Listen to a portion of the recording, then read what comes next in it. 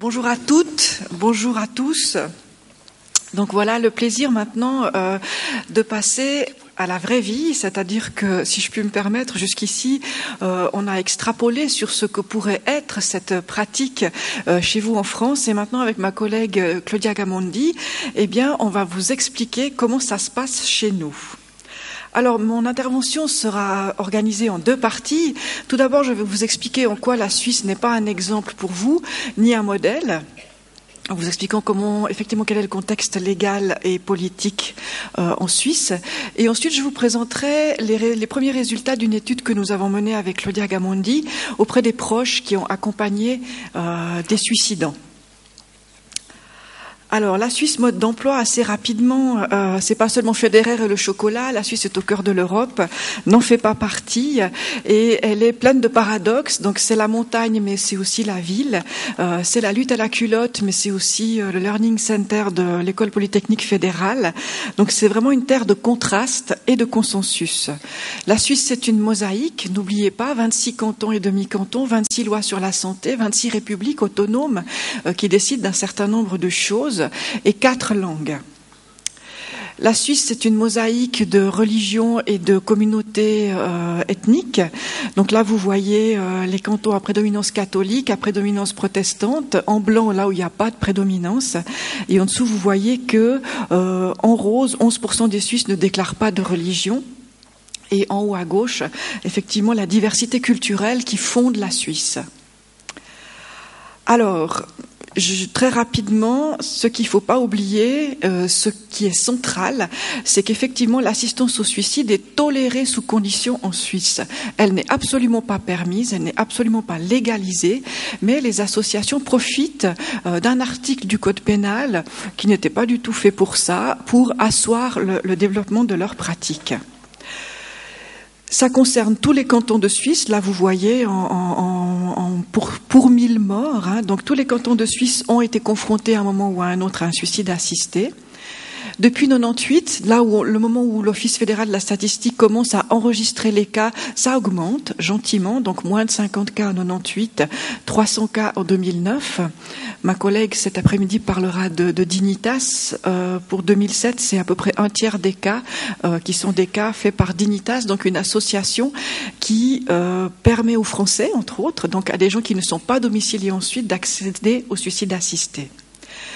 Alors les hommes et les femmes, c'est mon intérêt aussi. Donc ce que vous constatez, c'est que, en fait, plus de femmes que d'hommes se suicident. Et pour les spécialistes du suicide, vous voyez que c'est un exotisme, hein, puisque en général, il y a plus d'hommes que de femmes qui se suicident. L'âge, c'est aussi ce qui m'intéresse. Hein. Aujourd'hui, les soins palliatifs doivent s'occuper des gens âgés, puisque pour la première fois dans l'histoire de l'humanité, les mourants sont âgés et très âgés, et c'est là que nous devons être auprès des plus âgés, qui risquent moins l'acharnement thérapeutique que l'abandon thérapeutique, en tout cas en Suisse, je ne veux pas m'avancer pour la France. Donc vous voyez là aussi que le suicide assisté est une affaire plutôt de personnes âgées. Et si on croise les deux déterminants, le sexe et l'âge, donc vous constatez que il y a une surreprésentation des femmes âgées dans les cas de suicide assisté. Ce sera l'objet de notre prochaine étude. Et si on regarde le suicide en jaune par rapport au suicide assisté, eh bien vous voyez qu'effectivement avec l'âge, ça augmente, hein, le suicide assisté. Et vous voyez que pour les 85-94 ans, tous sexes confondus, il y a plus de suicide assisté que de suicide un tout petit, enfin c'est à égalité. Donc c'est un problème de femmes et de personnes âgées, le suicide assisté. Cette surreprésentation des femmes est unique. Hein. Elle se vérifie en Suisse, mais pas en Oregon, par exemple, pas dans les autres pays qui permettent l'assistance au suicide. C'est une curiosité qu'il va falloir investiguer. Alors ce fameux article 115 du Code pénal, datant de 1937, les débats ont commencé vers 1900 environ. Pour la petite histoire, il s'agissait en fait de régler le cas des suicides sur l'honneur. Un lieutenant de l'armée suisse, je me souviens plus s'il avait un chagrin d'amour ou une peine d'argent, désirait se suicider. Son ami lui a prêté son pistolet d'ordonnance. Hein. Vous savez qu'on est un des pays les plus armés du monde, hein, puisque chaque citoyen suisse naît soldat et possède son arme de service chez lui. Donc, c'est un cas qui a été beaucoup mobilisé dans les débats autour de cet article 115 en disant il ne faudrait pas que cet homme soit puni puisqu'il a aidé son ami. Et voilà l'article qui est sorti du Code pénal civil et militaire, il y en a deux.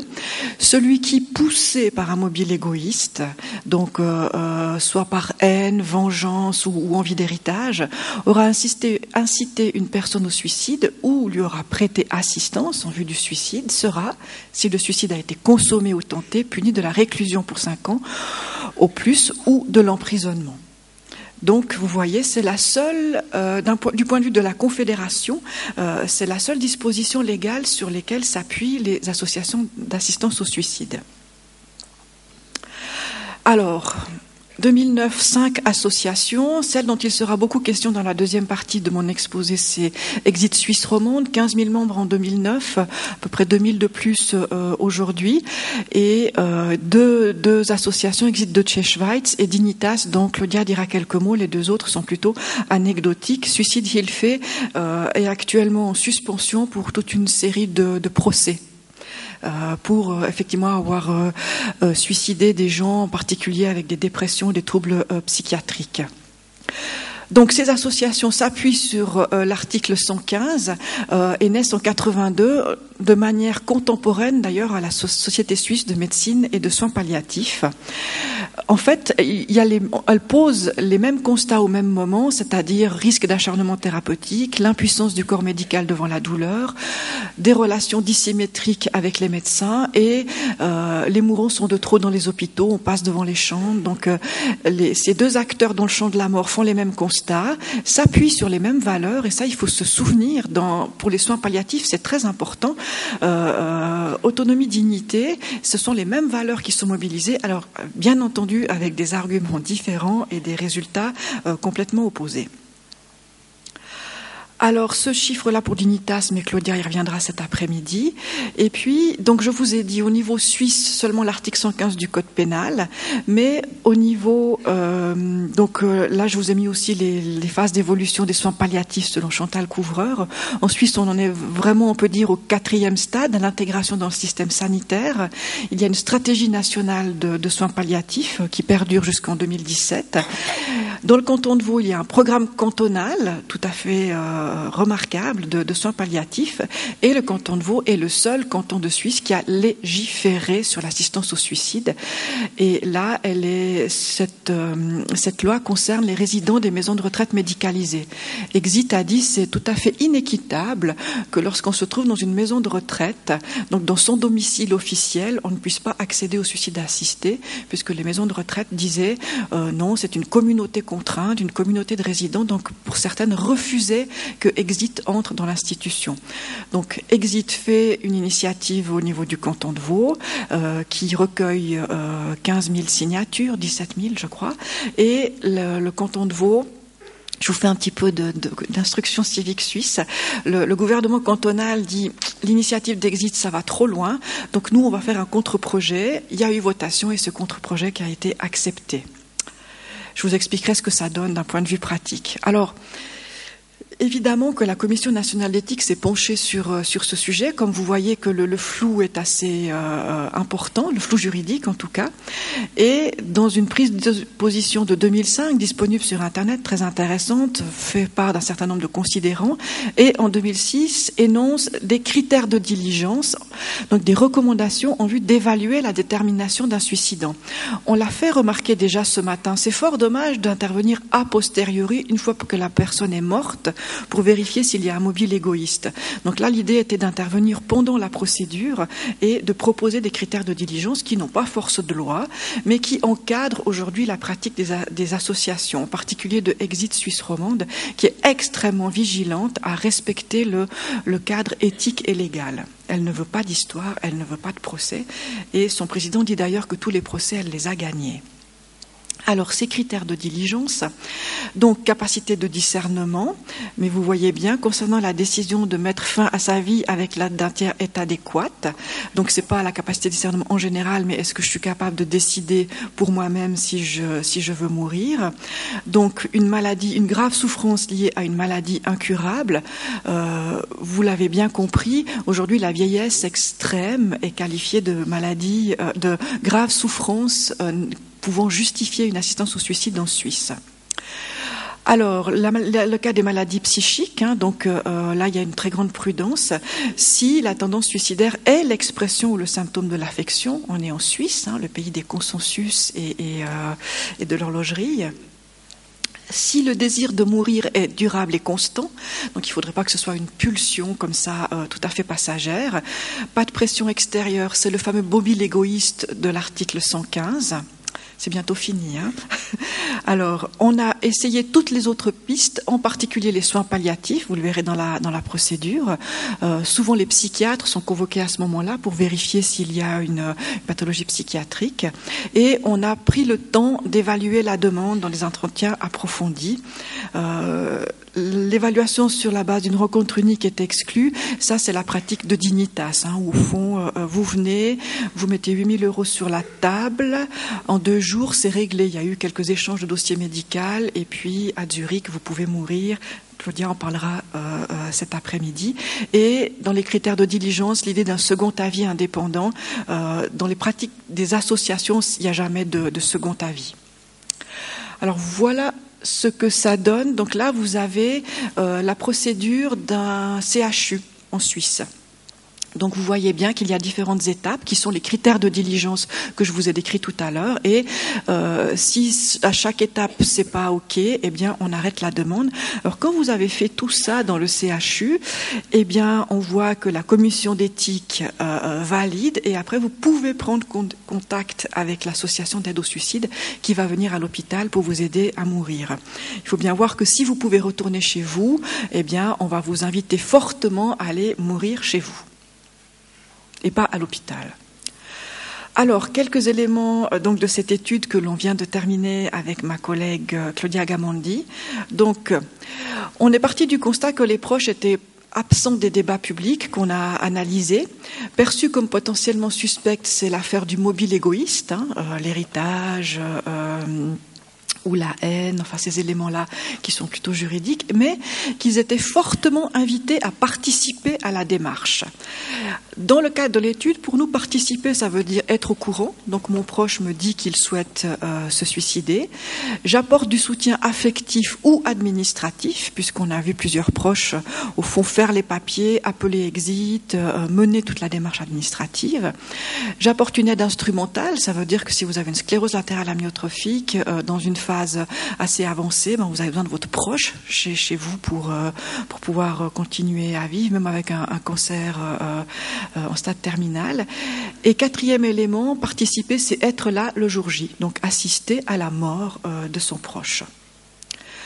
Nous avons donc recueilli 20 situations, interrogé 30 proches, 19 femmes et 11 hommes qui avaient des liens divers, ce qui nous intéressait dans une approche qualitative, avec la personne qui mourait.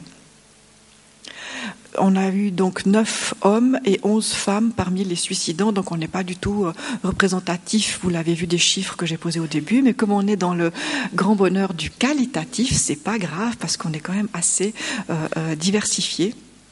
Et j'ai pas mis les chiffres de l'âge, mais malheureusement, nous avons une seule femme âgée parmi les personnes qui se sont suicidées. C'est pour ça qu'on va faire une autre étude, parce qu'apparemment, elles sont invisibles comme elles l'ont été toute leur vie.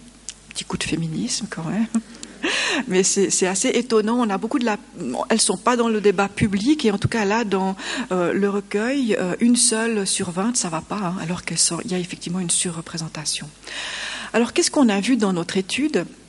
On a une approche sociologique, interactionniste, le point de vue crée l'objet, vous me direz. Donc effectivement, on a, à travers ces entretiens, mis au jour 5 théâtres de négociation, 5 étapes, si vous voulez, qui peuvent se suivre, légèrement se chevaucher. Et je vais vous les décliner maintenant.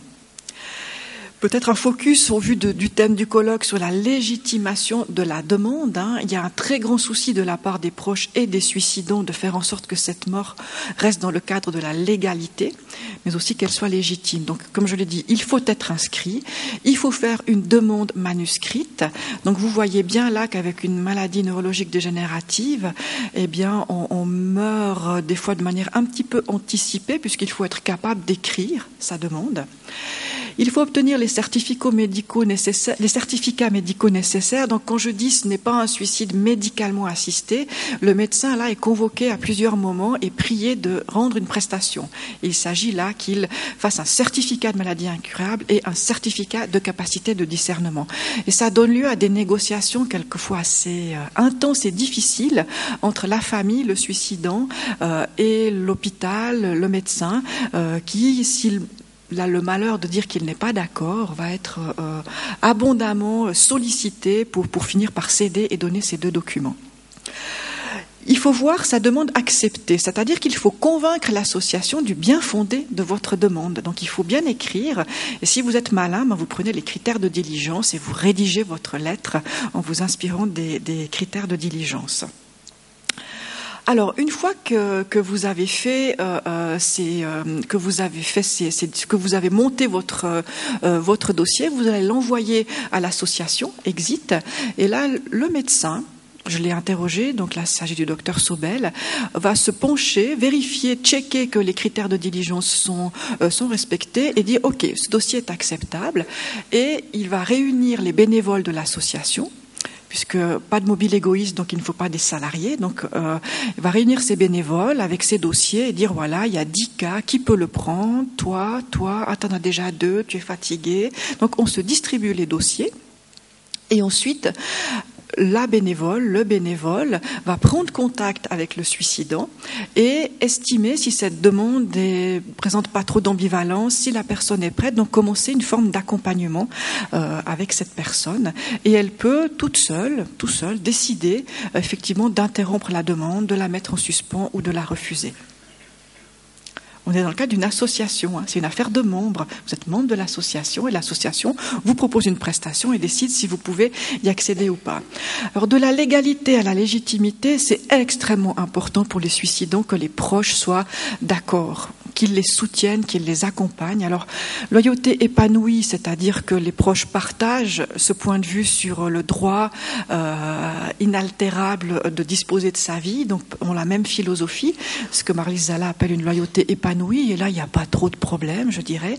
Mais si le proche n'est pas tout à fait convaincu, alors on va s'ouvrir d'intenses négociations. Il faut absolument qu'il soit d'accord. C'est très, très difficile. Et même quand là, on a le cas d'une fille qui était absolument pas d'accord avec son père, mais au nom de l'amour qu'elle lui portait, elle l'a accompagné quand même.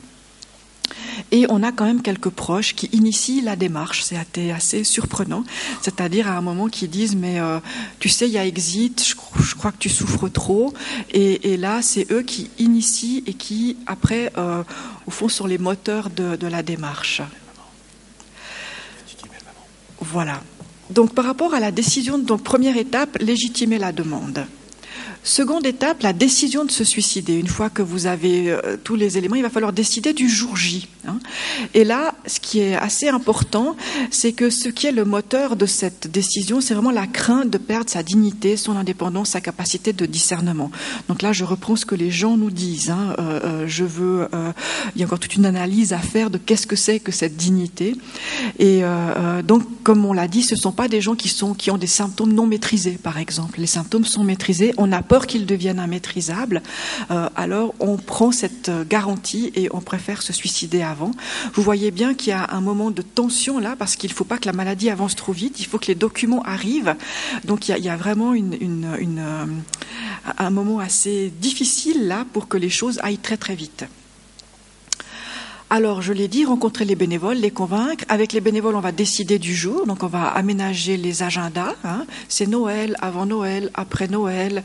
J'ai beaucoup de travail. Je suis dans votre région. Enfin, il y a un mélange je dirais, d'arguments magnifiques et puis d'arguments très pragmatiques. Il faut quand même que ça se fasse. Donc, il faut décider du jour. Et puis, pour les proches, là, il y a une possibilité de négocier la temporalité. Ça veut dire que certains disent « ça va trop vite, laisse-moi une semaine ». Un fils dit « d'accord, dit à sa mère « ok, d'accord, tu veux te suicider, mais c'est 2 mois ». Sa mère dit, mais comment ça? Oui, il me faut 2 mois pour, au fond, t'accompagner tel que je le souhaite. Et là, la mère accepte. Donc, on peut négocier ça. Ou les conditions de fin de vie. Une autre femme dit à son mari, avec une sclérose en plaques, qui sort de son institution, qui revient chez son épouse pour mourir. Elle dit, d'accord, mais ça ne doit pas durer trop longtemps. 1 mois, pas plus. Parce qu'il nécessite beaucoup de soins, donc elle va devoir déployer énormément de soins. 1 mois, pas plus, et je le fais qu'une seule fois. Si ça loupe, tu retournes dans ton institution et je recommence pas. Ce sont des gens qui ont l'habitude de négocier, c'est une longue maladie, hein. Donc ils ont négocié le suicide assisté comme le reste. Après coup, ils le regrettent beaucoup. L'épouse, en tout cas, ne remet pas en cause sa participation, mais dit qu'au fond, elle a mis plus d'1 année et demie à s'en remettre, à pouvoir commencer à en parler. La plupart tous les proches disent, pour certains, que c'était OK puisque c'était une loyauté épanouie, disent combien ils souffrent de la perte de cet être aimé, mais qu'ils recommenceraient au nom de l'amour qu'ils portent à leurs proches, et pour les plus jeunes, au nom du fait qu'un père ne peut pas faire de mal à ses enfants, et que même si c'est difficile pour eux, ce père a sûrement pris la décision en pensant à eux, donc en étant bienveillant à leur égard. Alors ces bénévoles, quelques mots quand même sur ces fameux bénévoles qu'on a interrogés. C'est tout à fait fascinant d'imaginer que vous êtes bénévole dans une association et que vous allez assister au suicide, enfin participer au suicide de 30 à 40 personnes sur l'année. Ça, c'est assez fascinant, c'est assez innovant.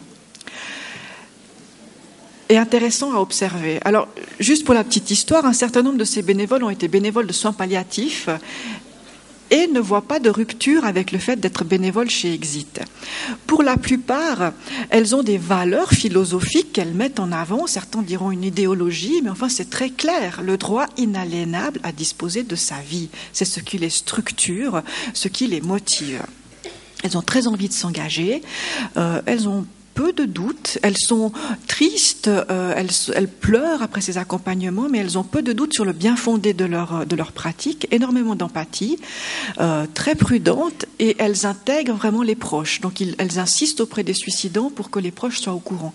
Parce que les rares situations qu'on n'a pas dans notre collectif où les enfants apprennent après coup que la personne s'est suicidée avec Exit, c'est extrêmement difficile à vivre, et surtout, ça fait des procès. Donc l'idée est quand même d'intégrer les proches. Et puis, à leur décharge, je dirais que leur marge est assez étroite parce que, par rapport à ce qu'on a entendu ce matin, dans les situations que l'on a analysées avec Claudia, les gens sont d'un très bon niveau socioculturel, ont des exigences extrêmement précises envers les professionnels de santé et envers les bénévoles.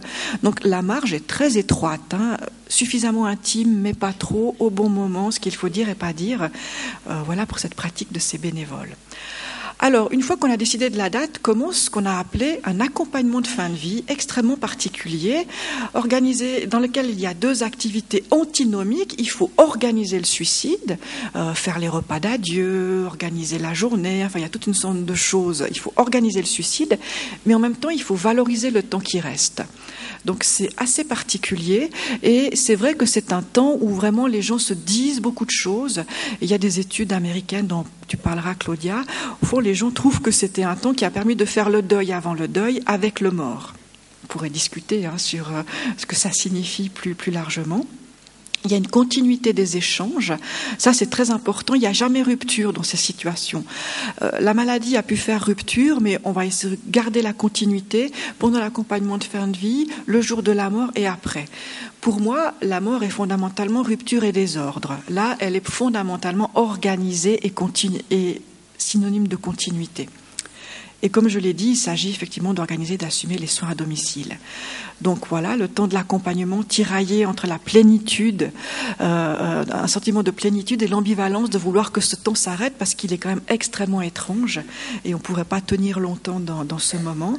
Et alors, mise en scène du jour de la mort, effectivement, après, donc négocier le jour et l'heure, ça je l'ai déjà dit. Qui on va inviter ce jour-là ? Qui sera là? Alors, qui est dans la chambre? Qui est là au moment où on boit la potion? Qui est dehors? Qui va être averti en premier? Alors, ça occupe aussi le temps de l'accompagnement et les suicidants. C'est une invitation qu'il paraît être très difficile de refuser. En tout cas, comme je l'ai dit, même cette fille qui était complètement opposée, qui pensait que son père n'était pas prêt, est quand même venue et a assisté au suicide de son père. Et au nom de la loi, c'est une mort violente. Donc, une fois que la personne est décédée, eh bien voilà, tout s'arrête, c'est une scène de crime. On touche plus rien, on bouge pas le mort et on appelle la police. Donc la police arrive, le juge, et on mobilise l'article 115, ça veut dire qu'on va vérifier s'il y a un mobile égoïste ou pas. Exit à préparer tous les documents, c'est pour ça qu'il faut avoir tous ces certificats dont je vous ai parlé tout à l'heure. La bénévole donne au juge ou au policier les documents, qui checkent tout ça. Alors il y a une petite habitude maintenant, qui est dans le canton de Vaud en particulier, et donc les policiers viennent en civil, c'est exit, d'accord, il n'y a pas de problème, en général la procédure est assez bien faite et le juge décide d'entamer ou pas une enquête ou de la clore tout de suite. Donc ça aussi, c'est assez particulier. On a été très étonnés parce qu'en fait, les proches nous ont pas tellement parlé de cette partie-là. On a dû aller les chercher. Imaginez la police au moment où vous perdez votre mari. C'est quand même assez particulier. Et ce qu'on a découvert, c'est qu'en fait, Exit avait fait un énorme travail auprès de la police pour expliquer ses procédures et faire en sorte que ce soit de nouveau le plus apaisé possible et que la venue du juge et de la police ne soit pas une rupture majeure. Ensuite, élaboration du rituel funéraire, d'évidence, et là on voit que c'est la première possibilité pour les proches de prendre un petit peu de distance. On est quand même dans une mort extrêmement maîtrisée, souvent les suicidants ont préparé l'après, dans un timing extrêmement précis, quelquefois il y a 2 rituels funéraires, des exigences très très compliquées, et là on voit que les proches nous disent, voilà, ils commencent un petit peu à prendre de la distance et un petit peu à parler, à penser à eux. D'ailleurs, les entretiens ont été très difficiles à mener parce que on était centré, comme vous le voyez là, sur la démarche de celui qui était parti, et on avait de la peine à ramener les proches autour de leurs ressentis, leur vécu, leurs expériences. Ils avaient besoin de légitimer aussi auprès de nous la démarche. Alors, qu'est-ce qu'on peut dire ? Ce qui nous intéressait, nous, c'était l'ordre négocié d'une mort par suicide assisté. Donc, cette mort, il s'agit d'organiser, donc de négocier et d'organiser une mort légale, en tout cas dans le champ de la légalité, maîtrisée, pacifiée, même quand les gens mettent des heures à mourir, parce que le fait de boire ce barbiturique, dans certaines sites, en moyenne, après 30 minutes, vous perdez conscience et à peu près 1 heure, vous êtes mort, en moyenne. Quelquefois, ça va plus vite. Mais nous, dans notre collectif, on a 2 personnes qui ont mis plusieurs heures à mourir, pour une journée à mourir. Dans une des situations, il y avait des petits-enfants et des jeunes adolescents. Eh bien, les proches ne disent pas que c'était difficile. Ils disent que c'était un temps suspendu, que c'était doux, il y avait de la musique, il y avait du monde. Donc, ils n'ont pas vécu ce temps comme une horrible agonie, mais plutôt comme une possibilité encore de vivre quelque chose ensemble. Donc, une mort très pacifiée, opportune. Il s'agit de négocier effectivement le bon moment. Elle doit arriver au bon moment, et intime. Donc là, il est vrai qu'on pourrait dire que c'est une mort comme ça, solitaire, un signe d'individualité, d'individualisme. De ce qu'on a pu voir, je pense que c'est plutôt vraiment la revendication, j'espère que Marie de Henzel n'est pas dans la salle, d'une mort intime. C'est on revisite la mort intime, on choisit bien les gens qui seront là. Et Intermeyer nous disait, il s'agit effectivement, la mort moderne, au fond, viserait à éviter une mort solitaire, clandestine et inquiète. Et on voit qu'effectivement, toute l'énergie est mise autour de ça. Il ne faut pas qu'elle soit solitaire, ni clandestine, ni inquiète. Alors, j'avance un petit peu sur cet après-midi. Les professionnels de la santé ne sont pas perçus comme des ressources, et ça, c'est un problème. Il y a un sentiment d'isolement des proches. En tout cas, ils ont du monde autour d'eux. Ils ne sont pas seuls, mais c'est très difficile de parler, le sentiment de vivre un deuil extrêmement particulier. Alors, en conclusion, je dirais que ce que j'ai dit au début, le modèle suisse est unique. Il est lié à un contexte social et politique très particulier, donc en l'état inexportable en France, de mon point de vue. L'assistance au suicide est une pratique qui interpelle toutes les sphères de la vie publique et privée, et pas seulement l'éthique et la médecine. Ce n'est pas le problème des médecins, de mon point de vue, ou de l'éthique, mais c'est le problème de toute une société. Je pense qu'elle doit rester un problème sans solution, sans cesse débattu pour éviter de tuer le problème. pour ceux qui voudraient lire quelque chose, nous avons publié un livre où vous retrouvez en fait toute l'histoire législative de l'assistance au suicide et puis les premiers résultats de l'étude que nous menons avec Claudia Gamondi. Et je profite, pour la modique somme de 20 €, vous avez le livre et l'article qui vient de sortir sur ces 5 espaces de négociation et je vous l'offre avec le livre. Voilà, merci beaucoup.